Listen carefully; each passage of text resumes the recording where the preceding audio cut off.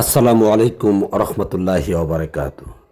আল্লাহ থাকেন আরশে আজিমে, অর্থাৎ আরশে আজিম হলো মানবদেহের চিন্তার জগৎ বা বিবেকের জগৎ। এক কথায় আপনার মস্তিষ্কে বা বিবেকের মধ্যে, আপনার বিবেক থেকে যখন আল্লাহর প্রতি আপনি রুজু হন, তখন আপনার মধ্যে এক রূপে আপনার কালবে, অর্থাৎ আপনার হৃদয়ে কিংবা অন্তরে অবস্থান করে। আর অন্তরে যখন অবস্থান করে তখন আপনার মধ্যে এশকের ভাব তৈরি হয়।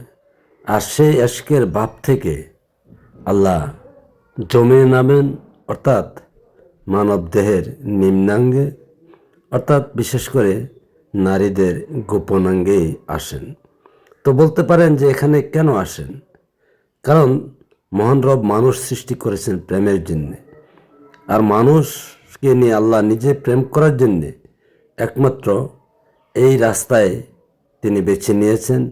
যেমন মানুষের সাথে প্রেম করতে এই গোপনাঙ্গে আসেন, যার দরুন সফিবাদে বা তরিকতের ভাষায় একটা কথা বলেন, কাম গোপন, প্রেম গোপন, মুর্শিদ লীলা নিত্য গোপন। আর এই গোপনেরও গোপন হলো মহান রাব্বুল আলামিন, যা সূরা বাকরার 3 নম্বর আয়াতে বলেছেন আল্লাহ গায়েব।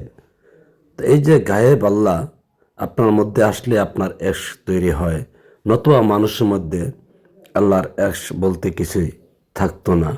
আল্লাহ আসেন বিদায় এই এশকে আপনার নিম্নাঙ্গে চৈতন্যতার সৃষ্টি করেন।